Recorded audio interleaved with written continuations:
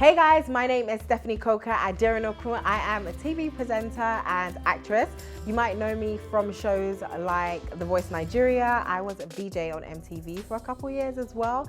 I was in Tinsel and Hustle and a couple more shows. Now, I am super excited that I am finally on YouTube, like properly on YouTube. Where have I been? Like, hello, everybody's on YouTube, Stephanie. But yeah, I'm here now, and I thought this would be an amazing way to connect with all my supporters, fans, and followers. Not only that, but I really wanted to share my pregnancy journey with you all. I've been married for about 4 years, and let's just say, myself and my husband are not, we're not strangers to controversy, headlines, tabloid news. So I just thought, you know what, let me control the narrative. Let me just start sharing my own story. So here it is. And yeah, I want you to meet my husband. So meet Mr. and Mrs. Aderonokun. Hi guys. All right. So hello. My name is Stephanie Coker Aderonokun, and my name is Olumide Aderonokun. Yes, and we are Mr. and Mrs. Aderonokun. So, yeah, this is pretty cool, guys. So we're on we've been on an amazing journey so far, which we would love to share with you guys. So really, okay, let's start from the beginning. So we met in 2012. Yeah, 2012, yeah, when he forced me to eat, literally. And he'll tell you that I was staring at him, but I wasn't. But anyway, I'm here now, so let's not go back into that story. Exactly. Because I'll probably lose. But yeah, we got married in 2016, December 2016, we did traditional. November 2016, we had the court wedding. And 2017, August 12th, we had a white wedding. We've pretty much been married since 2016. Yeah, because 2017, 2018, 2019. Yeah, about two and a half years? Is that 2.5 years? Okay, yeah, 2.5 years. So which one? Okay, I'm counting from how long I've been putting up with you. So 2016, December 2016. I'm not losing all those months. And yeah, let's just say that, you know, the blogs kind of like us. Or is it a love-hate relationship? Don't say their name, but that's your favorite blog. So now you've met Mrs. and Mr. Aderonokun. Let's jump straight into our conception story, guys, because it was crazy. It was very traumatic.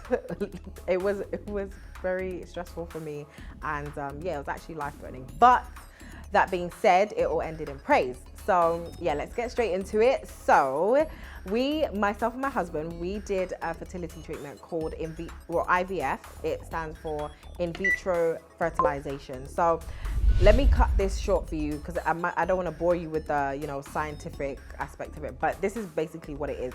So the man goes to the toilet, he does his thing, and yeah, they store it, and then the woman, you have to prepare your uterus and all that good stuff, your eggs and stuff, for them to do an egg retrieval. So they take out the eggs and then they mix it with the sperm, and then boom, bam, bam, Bob's your uncle, you should end up with embryos. And then they put that back into the woman, and then hopefully it stays, and it becomes a fetus, and then it becomes a baby, and then yeah, you have a baby. So yeah, but obviously that all sounds very simple, but that's not it's a lot more complicated than that. So what happened was I decided to do this procedure in Los Angeles. And at the time I thought, okay, it'd be a great idea to also take acting classes and presenter course and jump on a presenter course as well. So I did do that, but things didn't really turn out the way I thought it would, because I'm one of those people that are like, I have a plan and then my plan just, goes to plan, but it did not go to plan, like literally. So first of all, I was told that it would take longer, just because they were like, oh, you're young, so we don't want to, and also we don't really like doing fresh, not transplants, but fresh embryo transfers. So we're gonna do a frozen embryo transfer, which means you're gonna have to wait a couple more weeks. So I said, okay, cool, no problem. So anyway, you have to prepare your uterus and stuff, as I said. So I remember I took pills, and then I also had to inject myself in the stomach for about almost 3 weeks. And this is, in between going to classes, and driving and just doing a lot of things, a lot of activity. People would see me like taking pictures of Rodeo Drive and, you know, just thinking like, oh, this girl, her life is lit. Look at her. She's not even concerned about having baby. Almo, you just married. Do you not want to born? Like, what's your problem? Like, you're there snapping picture of other idiots. You have left your husband in Lagos. All the girls will chop him finish. You're there. Meanwhile, I'm like here trying to get pregnant. Like, what? Like, and I'm seeing all these comments and I'm like, do you know what? Focus. And there I am taking all these injections, and then it's time to do the egg retrieval. So my husband is in town, and yeah, I'm told to take a trigger shot the night before. So I do that. Then in the morning, I wake up and my stomach is huge, like heavy, like full of, it just feels like there's a lot of fluid in my stomach. And then and I literally can't stand up. We get to the clinic and then they're like, what's going on? Like, did you take the trigger shot? And I'm like, yeah, you said 12 a.m. Take the trigger shot. I did. And they're like, oh, okay. They asked me like, what trigger shot was it? And I said, Lupron. They're like, no, Overdrill. And they're like, Overdrill, where did you get that from? I'm like, are you okay? You gave me what do you mean, where did I get it from? I got it from the pharmacy that you told me to. And they're like, oh no, we switched it. Like, you're supposed to get Lupron. My God. I've looked up this Overdrill drug, and basically this thing, like if you're young, like you really have no business with this injection, this injection, because it's just too much. So anyway, I end up doing the egg retrieval, and then they've taken out the eggs. I got 20 eggs. That's a lot of eggs, because some people end up, you know, getting 2 eggs and things. So 27 is a lot. And then I'm told, after the procedure, I'm told I have OHSS, which is ovarian hyperstimulation syndrome. So what this means is like your ovaries basically go into overdrive. Like they were huge, like just too big for you. They shouldn't be that big. They should never really get to that stage. So that happened, and I couldn't walk. I had to be aspirated every day, which means I was put under anesthesia every day to be aspirated, for them to take the fluid out of my stomach for about 10 days. So for about 10 days I had to do this procedure. And no, I lie, it wasn't 10 days. It felt like 10 days. I think it was 5.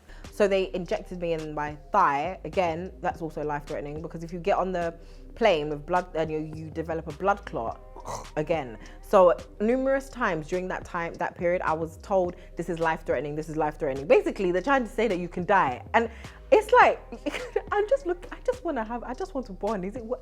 I don't understand. Like, what's all this? You can die, life-threatening. I'm being knocked out every day. But obviously, people don't know I'm going through this. And I'm just saying this. And I also wanted to share this journey because a lot of things that you see online, it's just not what it is in reality. But obviously, people are not interested. If I had posted me sick in bed in hospital, I don't think people, they'd be, hey, yeah, I'll move on. Like, that's not what they're trying to see. They're trying to see the flashy life, you know? You got to give them. If you don't give them, how would they take it? So I can't be giving them how I'm sick. They'll say, but let's, yeah, you'll be all right. If I tell them, send me money for sick, they will not answer you. So that's what I'm saying. Like, and I think, obviously I'm not saying it's good, but I'm just telling you that it is what it is. So yeah, anyway, back to the embryo transfer. So my husband is running for politics at this time. So I've flown in between my transfer date to be with him so I can I can vote. And then they cancel the election. And not only are you canceling the election, but you're canceling my embryo transfer date. So like, I'm supposed to transfer my baby on a certain date. You people have changed your election. You have changed my baby's birthday. I mean, it doesn't matter, but I'm just saying, like, it was very stressful because then I had to change my ticket, change my embryo transfer date, and continue to take my patches. And I was on the patches by then. So anyway, now I'm in America. We've done the elections. Didn't win, but it's all good. I'm in America, and my mum's flown over because she's like, oh no, not on my watch. We must do this thing together. So she's giving me the injections in my butt. Now, if you've ever experienced anyone that has done IVF, there's a lot of needles and injections with this process. If you see pictures, you see people like always put a lot of needles around the baby just to show how many needles it took for them to get this child. So anyway, my mum is injecting me every day.